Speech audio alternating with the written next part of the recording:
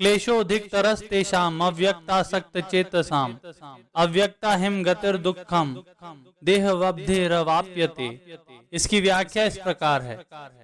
अव्यक्त में आसक्त चित्त वाले इस विशेषण से यहाँ उन साधकों की बात कही गई है जो निर्गुण उपासना को श्रेष्ठ तो मानते हैं, पर जिनका चित्त निर्गुण तत्व में अविष्ट नहीं हुआ है।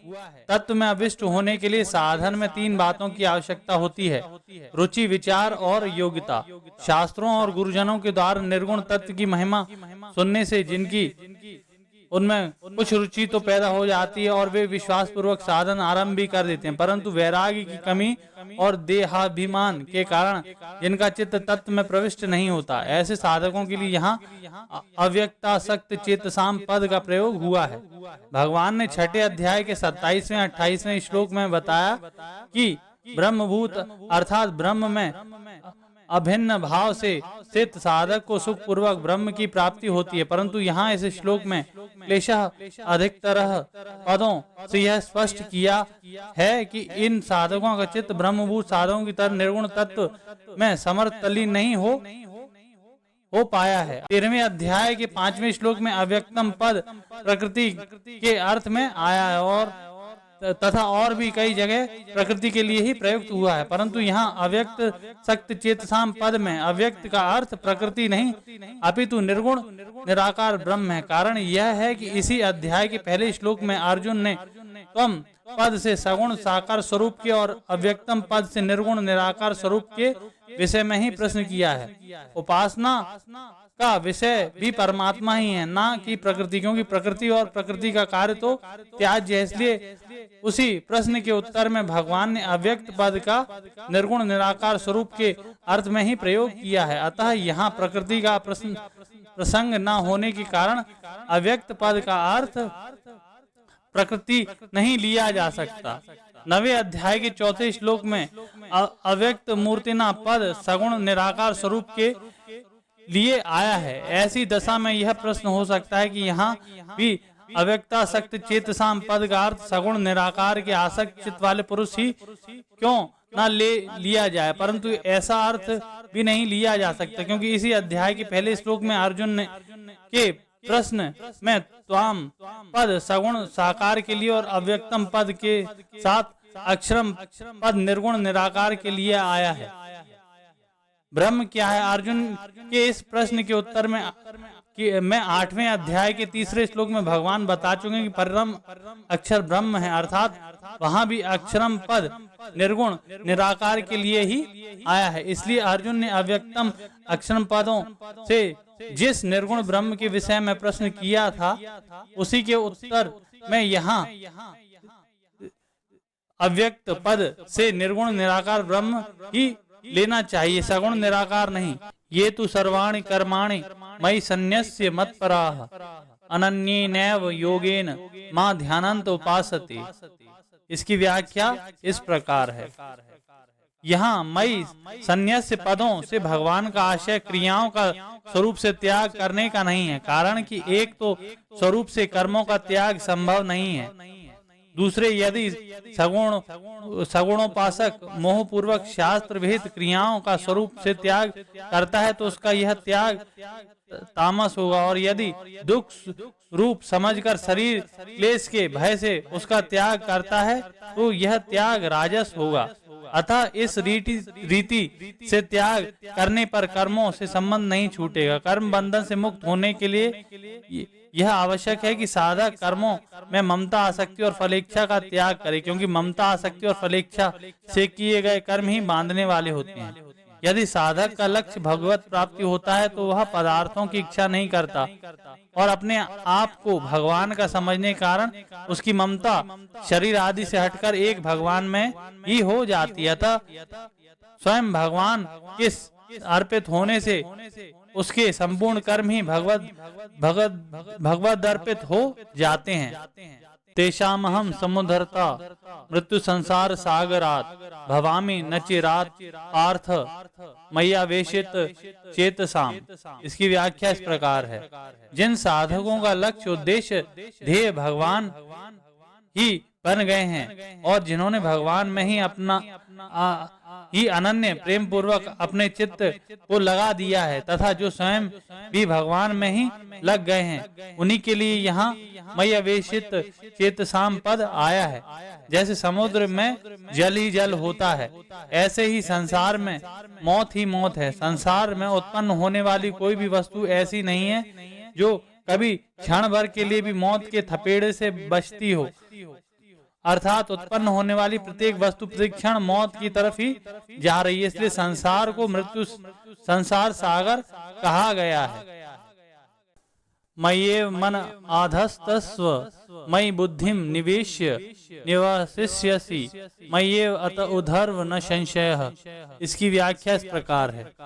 भगवान के मत में वे ही पुरुष उत्तम योग वेत्ता हैं जिनको भगवान के साथ अपने नित्य योग का अनुभव हो गया है। सभी साधकों को उत्तम योग वेत्ता बनाने के उद्देश्य से भगवान अर्जुन को निमित्त बनाकर यह आज्ञा देते हैं कि मुझ परमेश्वर को ही परम श्रेष्ठ और परम प्रपणीय मानकर बुद्धि को मेरे में लगा दे और मेरे को ही अपना परम प्रियतम मानकर मन को मेरे में लगा दे।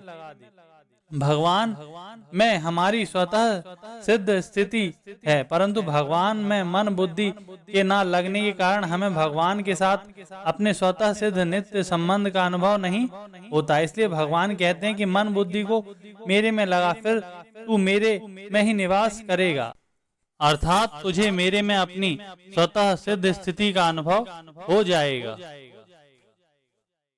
अथ चिंतम समाधातुम न शक्नोषि मयि स्थिरम अभ्यास योगेन ततो मामेक्षाप्तुम धनंजय। इसकी व्याख्या इस प्रकार है। यहाँ चित्तम पद का अर्थ मन है, परंतु इस श्लोक का पीछे के श्लोक में वर्णित साधन से संबंध है, इसलिए चित्तम पद से यहाँ मन और बुद्धि दोनों ही लेना युक्ति संगत है। भगवान अर्जुन से कहते हैं कि अगर तू मन बुद्धि को मेरे में अचल भाव से स्थापित करने में अर्थात मेरे अर्पण करने में अपने को सामर्थ्य मानता है तो अभ्यास योग के द्वारा मेरे को प्राप्त करने की इच्छा कर। अभ्यास और अभ्यास योग पृथक पृथक हैं। किसी लक्ष्य पर चित्त को बार बार लगाने का नाम अभ्यास है और समता का नाम योग है। समता रखते हुए अभ्यास करना ही अभ्यास योग कहलाता है। केवल भगवत प्राप्ति के उद्देश्य से किया गया भजन नाम जप आदि अभ्यास योग है। अभ्यास के साथ योग का संयोग न होने से साधक का उद्देश्य संसार ही रहेगा। संसार का उद्देश्य होने पर स्त्री पुत्र धन संपत्ति मान बढ़ाई निरोगता अनुकूलता आदि की अनेक समस्या कामनाएं उत्पन्न होंगी।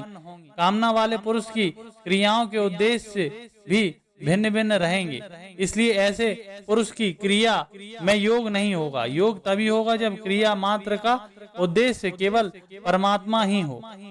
साधक जब भगवत प्राप्ति का उद्देश्य रखकर बार बार नाम जाप आदि करने की चेष्टा करता है तब उसके मन में दूसरे अनेक संकल्प भी पैदा होते रहते हैं। अतः साधक को मेरा ध्येय भगवत प्राप्ति ही है, इस प्रकार की दृढ़ धारणा करके अन्य सब संकल्पों से उपराम हो जाना चाहिए।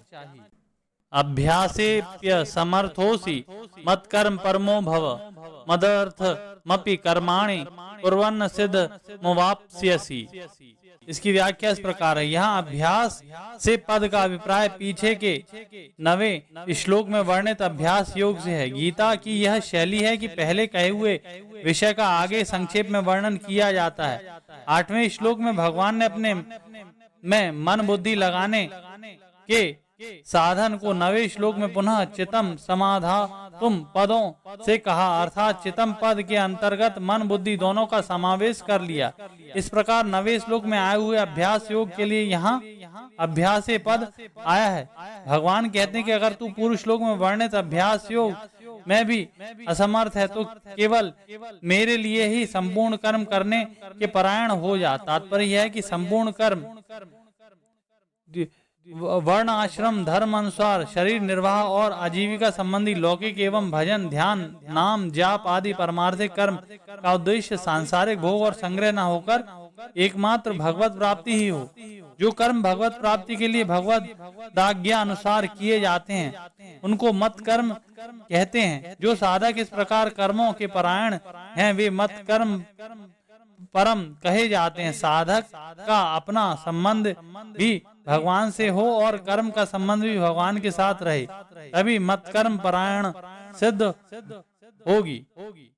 साधक का ध्येय जब संसार नहीं रहेगा तब निषिद्ध क्रियाएं सर्वथा छूट जाएंगी, क्योंकि निषिद्ध क्रियाओं के अनुष्ठान में संसार की कामना ही हेतु है। अतः भगवत प्राप्ति का ही उद्देश्य होने से साधक की संपूर्ण क्रियाएं शास्त्रविहित और भगवदर्थ ही होंगी। अथै दप्त शक्तोषि कर्तु मधो गमाश्रितः सर्व कर्म फल त्यागम ततः कुरु यतात्मवान। इसकी व्याख्या इस प्रकार है। पूर्व श्लोक में भगवान ने अपने लिए ही संपूर्ण कर्म करने से अपनी प्राप्ति बताई। अब इस श्लोक में वे संपूर्ण कर्मों के फल त्याग रूप साधन की बात बता रहे हैं। वहाँ भगवान के लिए समस्त कर्म करने में भक्ति की प्रधानता होने से उसे भक्ति योग कहेंगे, और यहाँ सर्व कर्म फल त्याग में केवल फल त्याग की मुख्यता होने से इसे कर्म योग कहेंगे। इस प्रकार भगवत प्राप्ति में दोनों ही स्वतंत्र पृथक पृथक साधन है। इस श्लोक में मधोगमाश्रितः पद का संबंध अथय दप्त शक्तोषि के साथ मानना ही ठीक मालूम देता है, क्योंकि यदि इसका संबंध सर्व कर्म फल त्यागम कुरु के साथ माना जाए तो भगवान के आश्रय की मुख्यता हो जाने से यहाँ भक्ति योग ही हो जाएगा। ऐसी दशा में 10वें श्लोक में कहे हुए भक्ति योग के साधन में इसकी भिन्नता नहीं रहेगी, जबकि भगवान 10वें और 11वें श्लोक में क्रमशः भक्ति योग और कर्म योग दो भिन्न भिन्न साधन बताना चाहते हैं। दूसरी बात, भगवान ने इस श्लोक में यतात्मवान पद भी दिया है। आत्म संयम की विशेष आवश्यकता कर्मयोग में ही है, क्योंकि आत्म संयम के बिना सर्व कर्म फल त्याग होना असंभव। इसलिए भी मधोगमाश्रितः पद का संबंध अथय दप्त शक्तोषि के साथ मानना चाहिए, ना कि सर्व कर्म फल त्याग करने की आज्ञा के साथ। जिसका भगवान पर तो उतना विश्वास नहीं है, पर भगवान के विधान में अर्थात देश समाज की सेवा आदि करने में अधिक विश्वास है, उसके लिए भगवान इस श्लोक में सर्व कर्म फल त्याग रूप साधन बताते हैं। तात्पर्य है कि अगर वह संपूर्ण कर्मों को मेरे अर्पण न कर सके तो जिस फल को प्राप्त करने उसके हाथ की बात नहीं है, उस फल की इच्छा का त्याग कर दे। कर्मण्येवाधिकारस्ते मा फलेषु कदाचन। फल की इच्छा का त्याग करके कर्तव्य कर्म करने से उसका संसार से संबंध विच्छेद हो जाएगा।